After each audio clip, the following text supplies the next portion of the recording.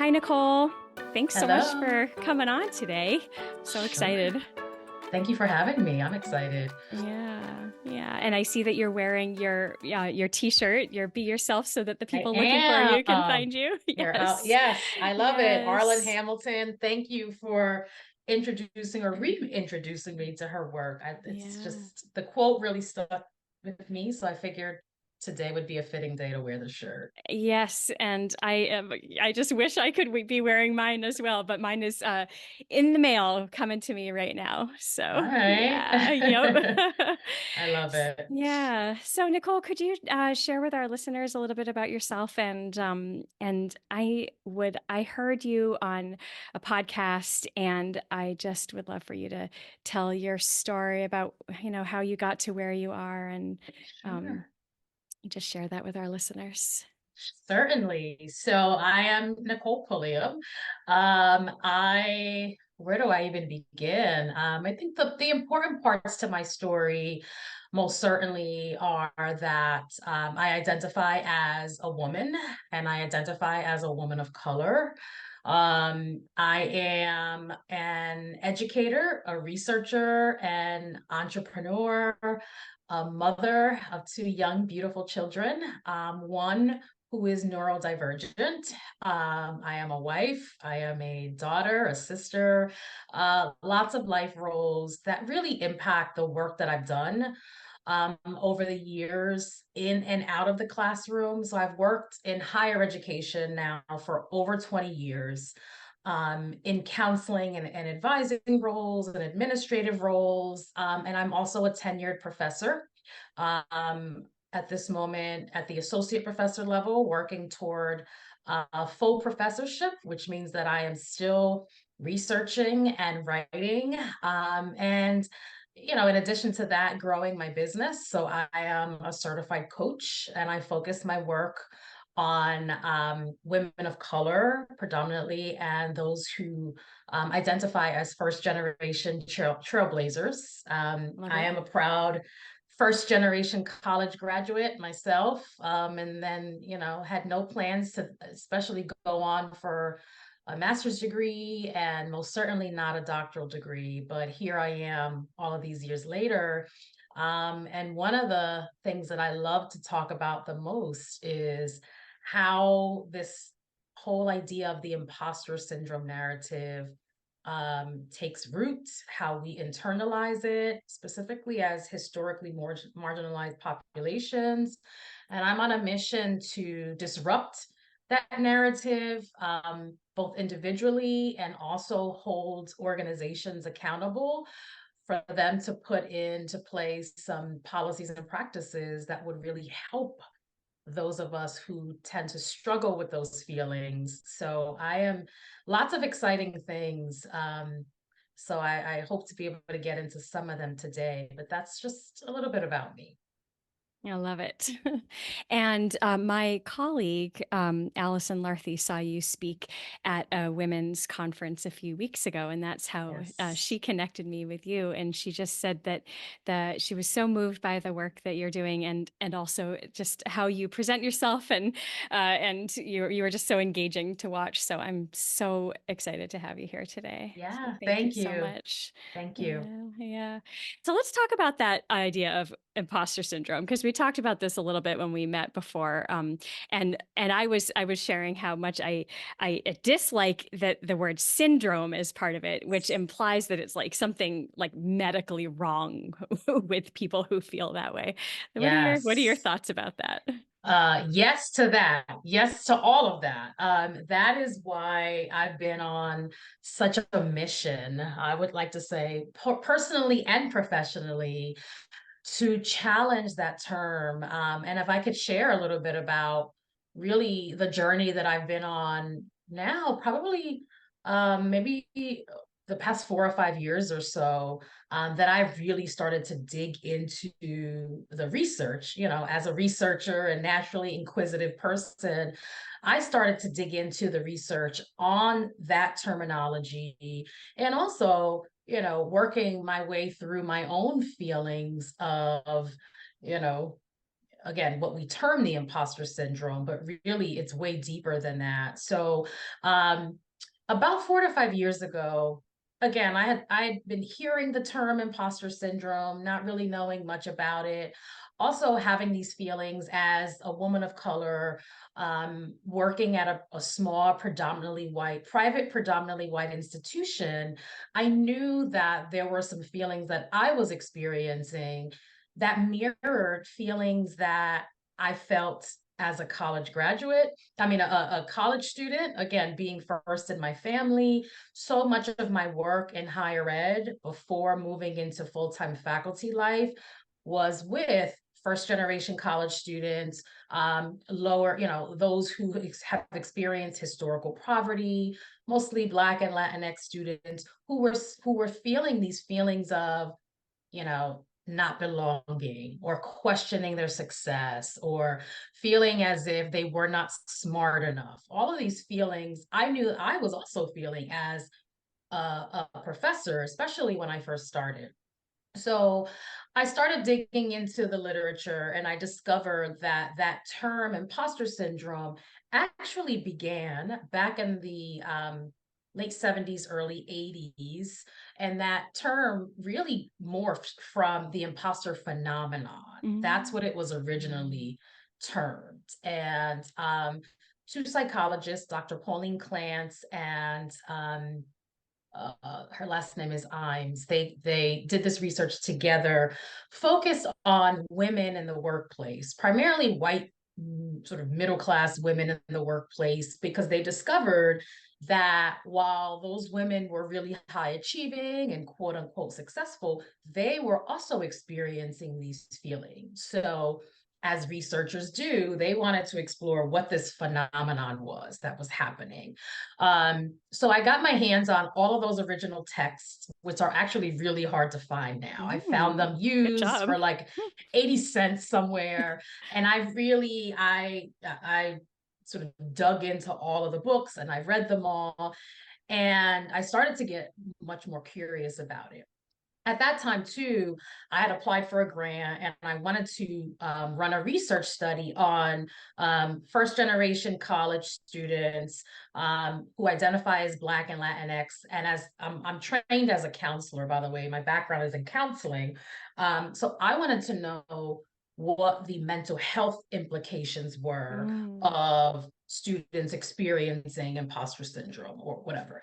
So as part of that study, I wanted to use an already existing scale or survey that was created by the original Mm. psychologist who termed the Cool. imposter phenomenon. And in order for me to do that, I had to seek their permission and get their permission to use that, because then I had to submit that to my university for IRB approval. So long story short, I had no idea where we were going to find them. They're sort of older in age, so I'm like, Yeah. I don't, So finally, I was able to get a hold of Dr. Pauline Clance after a couple of months, and she set up a phone call with me. She asked me about my research, and I told her, and she said two things that really stuck out to me, which changed my entire view on this term imposter syndrome. And she said two things. She said, number one, I'm really glad that you are interested in using my this work to study Black and Latinx students because, and these were her words, she said, because their research was primarily focused on white women. Yep. So there was no racial or ethnic factors at play. So she said, thank you for doing Yeah. that. And she said, and number two, and this is the most important, she said, when you write up your research and when you submit for publication, do not call it the imposter syndrome. She said, Yeah. because we never called it that. She's like, Mm. I don't know where that term came from, but that did not come from us. But Yeah. it was pulled from their original research and terminology. And she said, do not call it a syndrome, because if you call it a syndrome, not only does it make it sound like this sort of medical diagnosis, but what it does is it places the blame on the individual. Yes. Yes. Yes. And in that moment, I thought, wow. And that was really Yeah. the first time that I had heard that approach that way. And coming from the original researchers who actually Yeah. coined the term, I was Yeah. actually kind of fangirling a little bit Yeah. in that moment. But that changed my entire view of the way that I approach my research, the way that I approach my coaching work, my speaking, that I do, my training, because it moves it beyond the individual. Mhm. So I've been on a mission ever since to move it beyond the individual, to challenge people to reframe that terminology. And it's been challenging. People understand that that makes sense, why we shouldn't do that. But it's really challenging to undo all of Mm. that because I Mhm. think we've just embraced this individualized issue, Yeah. and so much so that I think it's been to our own detriment. And when I say our, I'm owning that for myself as well. Because and when I say we, I also mean, I'm talking about women, but I'm talking about any historically marginalized and oppressed groups. Mhm. We take the blame and shame for everything. Yeah. Um, Rather than looking at the environments in which we live and work and try to operate within. So I'm on a mission to disrupt that whole language, to still validate the feelings, but disrupt that language a bit more. So if if someone came to you and said, I'm really struggling, say they said the words, I'm struggling with imposter syndrome, how would you like where would you start with them? Where would you start with that supporting them? And then how would you help them disrupt it? Yeah.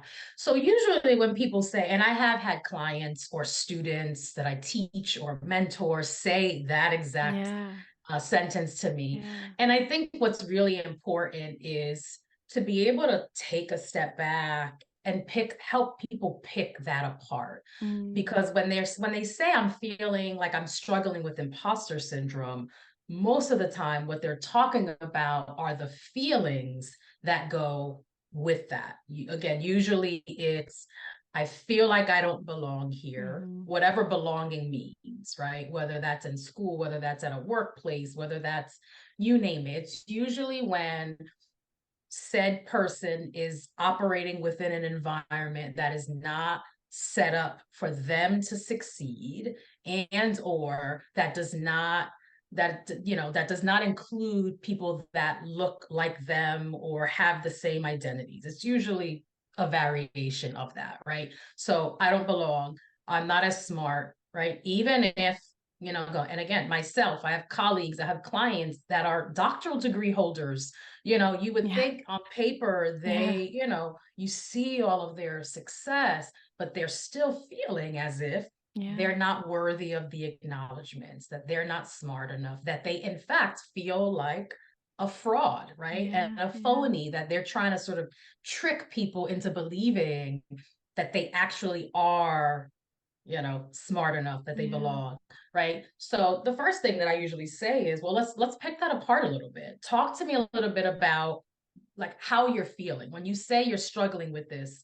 you know Again, the counselor in me always goes to like, what are the emotions Yeah. behind that, right? And it's usually, again, a variety of things that I just listed. We feel like we're in isolation. The mental health implications that I've learned from my own research and from the research that exists, the mental health implications that go along with feeling like you're not worthy or deserving, or are, feelings of anxiety, Mhm. feelings of depression, you name it. So I'm saying feelings of, because not necessarily diagnosed anxiety or Right. depression. It might be, but we feel those things, right? We feel like we're wearing a mask, if you will, because Mhm. we don't know how to operate within spaces and truly be ourselves, because we don't know if that's welcome. Yeah. Right. So I think first and foremost, I help them pick that apart. I put the term to the side Nice. temporarily and really focus on the emotions. That's number one. The second thing that I focus on is, especially in my coaching work, getting a clear sense of like what's the context, again, Mm, what are the environmental factors, what's at play, right? So again, if I shared my story and I said, well, yeah, I felt like I was struggling with, you know, feelings of imposter syndrome when I was a brand new woman of color faculty member at my private, predominantly white institution. Well, why was I feeling that way? Well, number one, it brought me back to the feelings that I had at 18, because I also knew, being a first gen college student, that I actually was not academically prepared for college. yeah. I just wasn't. Yeah. Right. So there was a lot of catch up that I had to do to actually be, you know, quote unquote college material, additional tutoring, additional writing, which does not end. You know, in Mm, fact, that it gets more difficult as you move through graduate work. So fast forward to me being a brand new faculty member, it brought me back to, the heck do I think I am? So now I wasn't even prepared for college. No one in my family ever even went to college. Some didn't even graduate from high school, like my parents and my older sister. Now here I am, a full-time, at that point, tenure track professor. Like yeah. what? Yeah. Yeah. Like who do I think I am? So, you know, what role does their race and their gender and all of their identities play into where they're operating, where they're living, right? Like let's talk about that, because I want people to understand that those feelings are valid, but there's a reason why they are feeling the ways they're feeling. Because I know for me, if I'm, you know, wherever this dream institution is, if I worked in a higher ed institution where the majority of my colleagues looked like me or came from similar working class backgrounds, I don't think I would have felt like an Mm, imposter. mm, I would have felt at home, yeah. Yeah. right? So it is most of the times when we are trying to operate within systems, because education is a system, corporate setting, you know, we're operating in Mhm. systems, that we are not in the quote unquote, you know, majority, or don't quote unquote fit the norm Mhm. in terms of what that might look like, then we're going to feel that. Yeah. That Yeah. doesn't mean we're an imposter. That means that we're operating in spaces that weren't designed to support us, Right. right? Yeah. Um, so yeah, so I focus on what are the emotions behind, what are the feelings, and then let me get a sense of when and where you're feeling Mhm. this the most. And Yeah. then we could do some work with that. Mhm. And so I just got back from attending the ADHD conference in Baltimore, and the feeling and the message that I received from so many people that we talked with was how wonderful it was to be in a space where having ADHD was just completely okay, and so there was no we were temporarily in this system that had what was created for people with Yes. ADHD, right? And yet I myself, a person with ADHD, found myself feeling a bit like I was trying to fool someone because I was just diagnosed in January, and I am relatively successsul Mhm. despite my ADHD. And so I found myself thinking, I don't like I don't know what it was, but I found myself feeling like an imposter. Mhm. And so then it made me think, okay, here I am in this system that actually is created for me, and I'm still feeling that way. So diagnose me. Why did I feel Mhm. that way? Ah. So unofficial diagnosis. So that could be for a variety of reasons. I thought that's really interesting, because what that makes me think about, and you know, I think this is aligned with what you were feeling. So I'm going to touch on that in a minute. But there's this whole idea of I heard someone you know say this, and so I did not make it up, but it's like the oppression Olympics, right? Like we compare ourselves, like we see this a lot with, again, in my world, like as a person of color, right? Like people will say like, oh, well, Latinos have it hard, and oh, Black people have it hard, and Asian, but we have it harder. And so we're almost like sort of competing for like who's struggling the most and Right. who deserves the most attention. Right. But what we also struggle with, and maybe this is what happened with you, is that there's such variation even within identities and within, so everyone with ADHD doesn't necessarily present the same way or have some of the same strengths or challenges, or right. So I think it's this constant self-evaluation that we tend to do, where we compare ourselves to others to see where we fit, right? Hmm. And that's, I mean, again, that's a whole nother Yeah, podcast. I think it from a is. clinical perspective, there's Right. a whole Right. lot to say about Yeah. the Yeah. self-comparison piece of Hmm. it. But, I think it is about when we do the work and we relate to it, we want people to know that, we're the real deal, and we really, I think something that comes up for me, and maybe the same feeling is, so I identify as a woman of color, but I'm actually biracial. Mm. And that's part of my story, although I primarily identify as a woman of color. So my father is from Puerto Rico and my mother is white. My mother is Italian.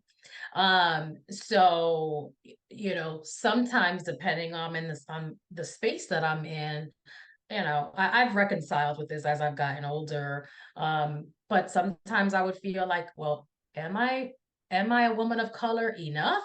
Like, can I say that? Because, if people see pictures of my mother with blue eyes and blonde, it's not really blonde, but blonde hair, she dyed it, then they're gonna say, oh, I thought Nicole said she was a Yeah. woman of color. So it's this whole like, where do I fit into this Yeah. space?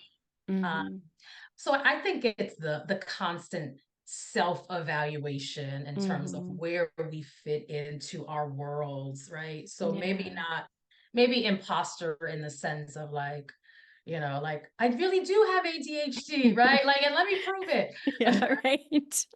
Like, how do you do that? Yeah. Like, Yeah. Yeah. there's so much variation. Yeah, yeah. So Yeah, now that I think about it, something that you said made me think like maybe I felt like I wanted to make sure I wasn't taking up space that someone who like is like more ADHD, to put it in, quotes, than I am, like I was just being not overly sensitive, but just careful not to feel like I'm stepping into this space that maybe someone else, I don't want to say belongs more than me, but maybe has been there longer than me, or just I don't know. I don't know. It was yeah, just an interesting experience, and I thought of it because of I knew I was going to be having this conversation with you, and I thought, yeah, oh, isn't that so interesting that yeah, even within a system that was exactly designed for it, I still felt yeah. like, oh, am I enough?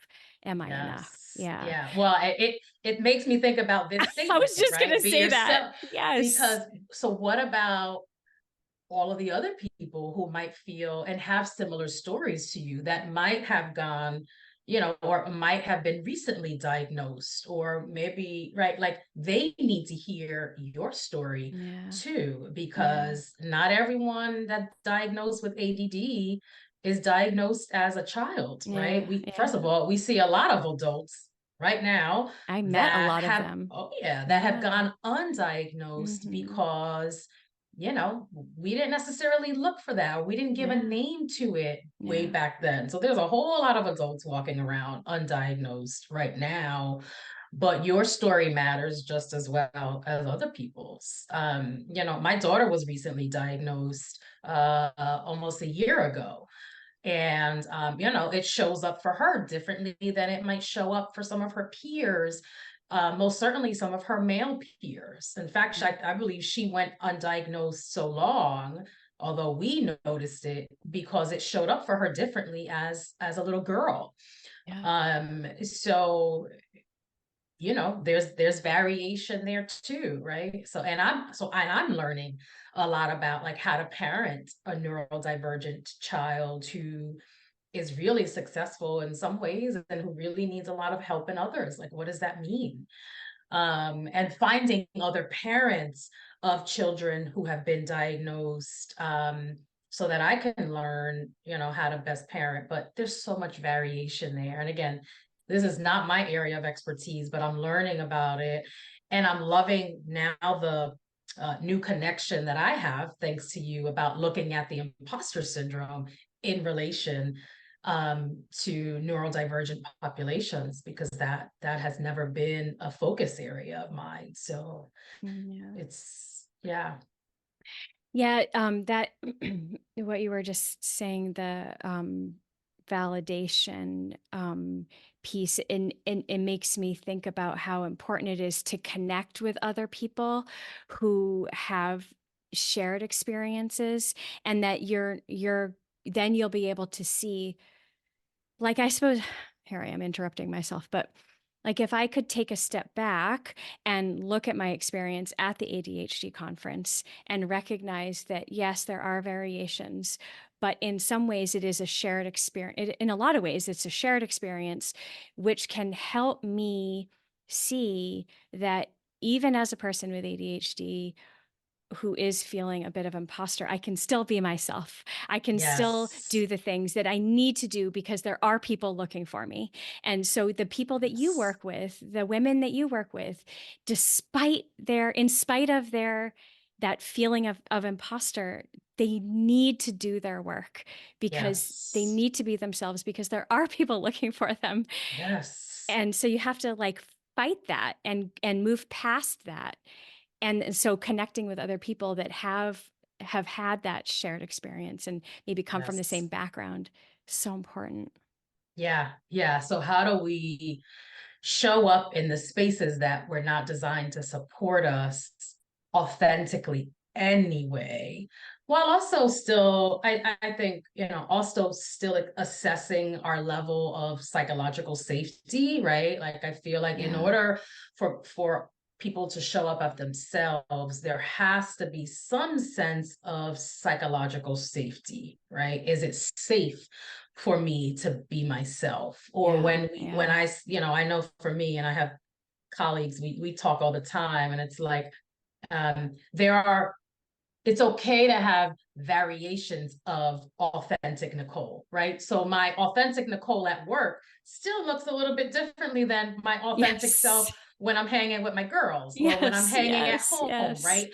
So all of those things, like, what does that look like for you? But I Hmm. think first and foremost, we have to be in environments where we believe that it's safe for us to Yeah. show up authentically. And that's where the responsibility lies on those who are in positions, quote unquote, of power, to be able to set up those environments so that people living and working Yeah. and operating within those spaces actually feel as if it is safe for them to show up as themselves, to ask questions, to challenge the status quo.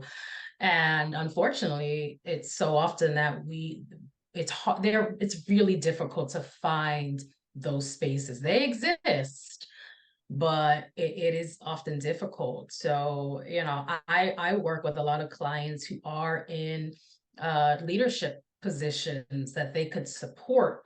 They're having their own struggles, but they're also in positions to support others, right? So it's like, as a leader, how do we intentionally create those environments where people could really show up as themselves?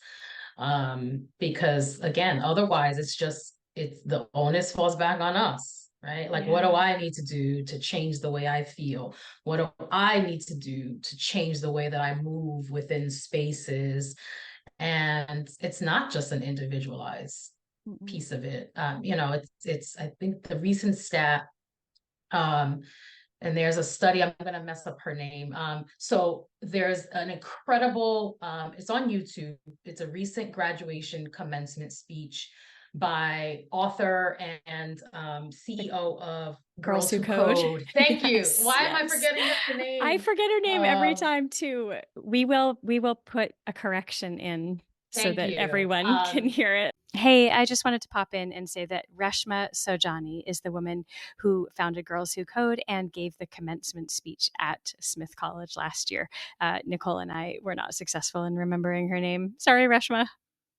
Yeah, so I actually, when I presented recently at the leadership conference where your colleague met me, I showed that snippet of how she talked about it, and she also shared some statistics. And she said, when as much as 82% of women say that they struggle with imposter syndrome, it is clear that it is not an individualized problem. Yeah, yeah, Right. There's no, and that's just talking about women, not factoring in all of the other identities that are at play.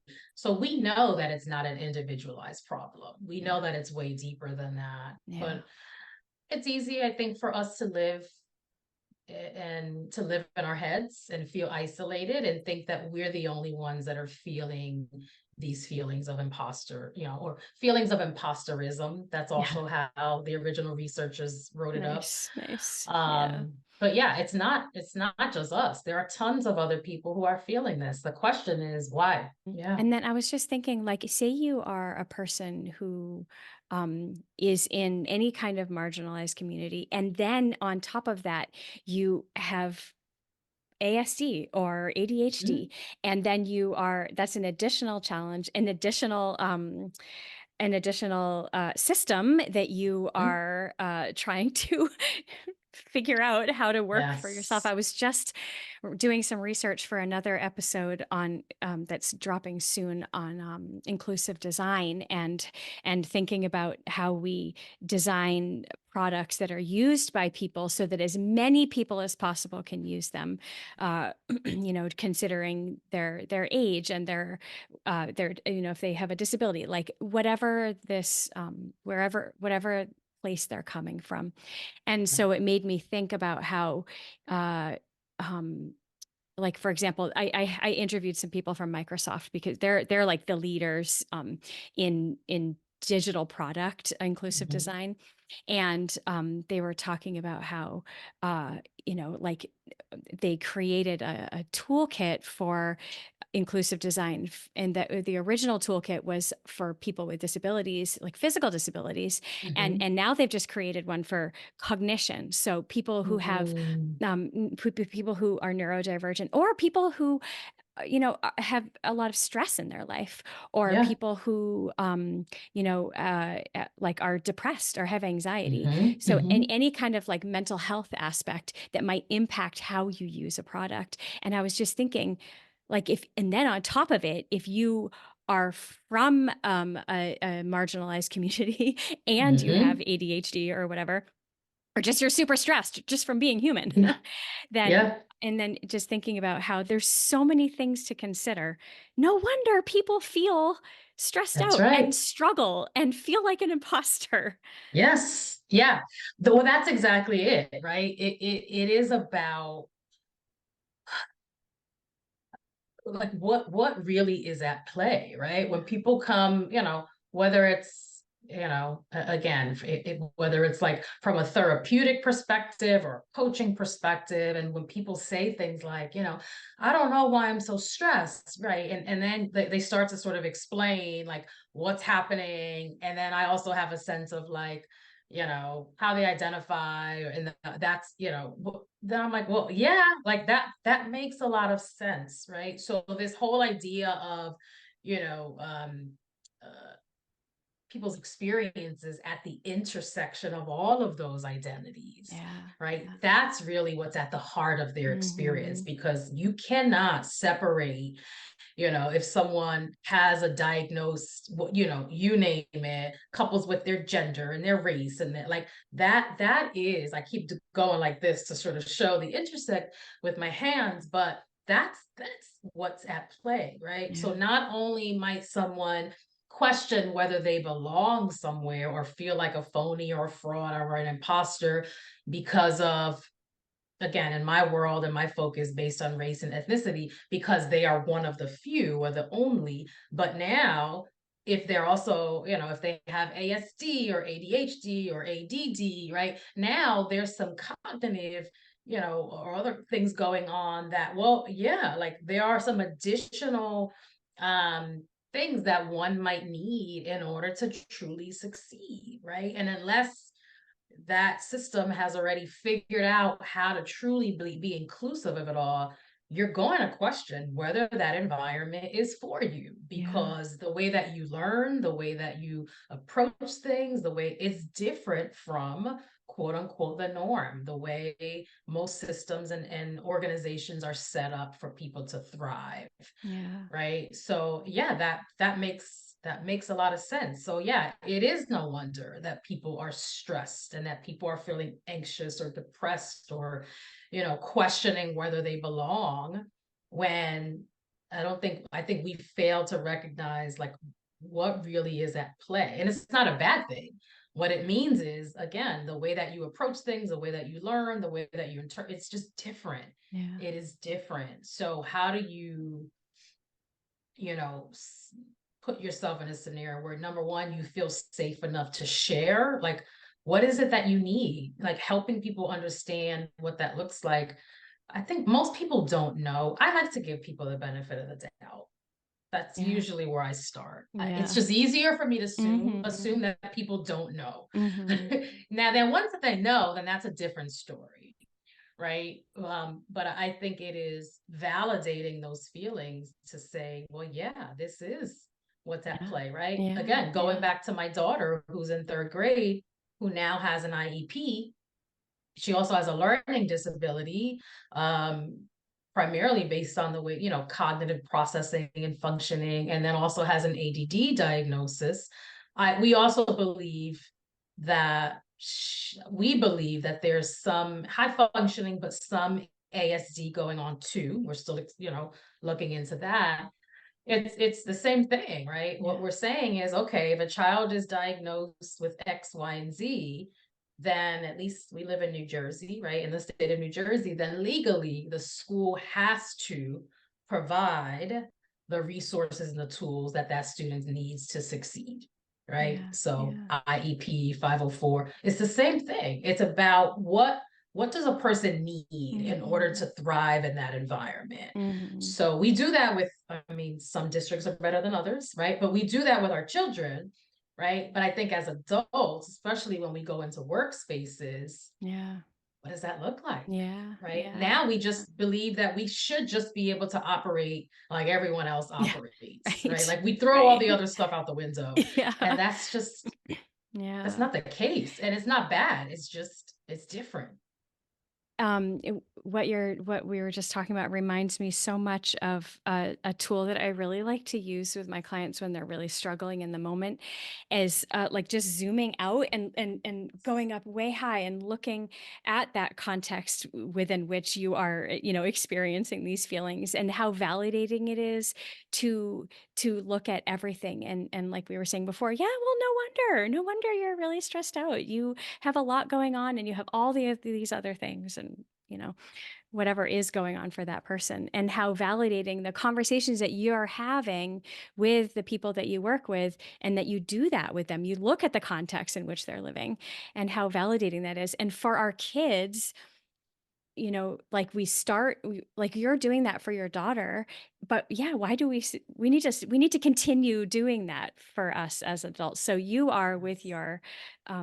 your with the people that you work with. So I really hope that our listeners can, if they don't have someone in their life already that can help them step back and Yeah. validate, yeah, these are the feelings that you're feeling, and there's a reason. Yes. Find somebody in your life that can help you do that, because it's Yeah. really important to be able to begin to disrupt it. Is you need to know where you are and where you Yes. stand. Yeah, we're just, Yeah. and again, I keep saying we because I'm owning that as well, right? I'm Yeah. also a Yeah. work in progress, but we are Hmm. our worst critics, Oh right? We yeah. feel like, ugh, what's wrong with me? I should just Mm. be able to do this, or I should, Mm. like, why am I feeling this way? Why am I Hmm. struggling? Hmm. And I love what you said about, like stepping out of it and really taking this sort of elevated approach, like pull yourself out of it, right? Almost as if it were, you were watching yourself, Yeah. you're the main character in a movie. And Yeah. if you could sort of be the observer of your life, Yeah. let's look at that. Like Mhm. what's really at play. There's something about, for me, when I'm able to do that, I need to be, first of all, I need to be outdoors somewhere, Mm. and outdoors and in an environment where I feel really small. Maybe Mm. I'm not a big hiker. So if I say hike, please don't think that I'm like a hiker, but like, like walking through a trail, right? Where there's Yeah, yeah. nothing but really large trees, that Yeah. does something to the way that I'm thinking about my life and Mm. where I fit into that, Mhm. because we know that our story is like this small part of this larger context, right? So it is about like pulling ourselves out of the equation. Oftentimes we could do that for other people, but we Yeah. cannot do that for Yeah. Yeah. ourselves. Yeah. Yeah. We expect like 100% always from ourselves, while we tend to give others grace, Yeah. and we fail to give ourselves the grace. And again, the good part about it is, yeah, that tends to be people who are just really ambitious, high achieving. My friends and I joke all the time. We've been saying this since we've been friends over 15 years, and we say like, why do we have to be so ambitious? Like, why can't we just Yeah. Yeah. be content with the You're bare right. minimum? Yeah. So Yeah. we joke, and we know that that will never happen, but sometimes we do feel that way, right? We're like, all of this would just go away. We would not feel like Right. imposters if we just Yeah. stop trying to do things, like Yeah. just be. Please don't stop. We need you. The Uh, world needs you. Thank you. Thank But you. yes, I totally get that. Yeah. Yeah. Oh. Yeah, I mean, I felt just even like even before I feel this every single time I record an interview for the podcast. I think, what am I doing? Like, how did I end up here? who who am I to be able to do this? But I don't know. Apparently people listen, so Yes. somebody Yeah. somebody is glad I'm being myself. That's right. We all Yeah. need people's Yeah. stories. I mean, Yeah. again, that's the counselor and like the qualitative researcher in me, right? There's power in people's stories. And sometimes you can just hear, even if it's like 30 seconds of something that someone said that really Mm. hits you. Yeah. That's what it's about, right? Like for me, it's all about like, what's my purpose? Mm. I'm going through this whole, like, I'm in my mid 40s now. So I told my friend the other day, I said, I think I'm going through, I don't call it a midlife crisis.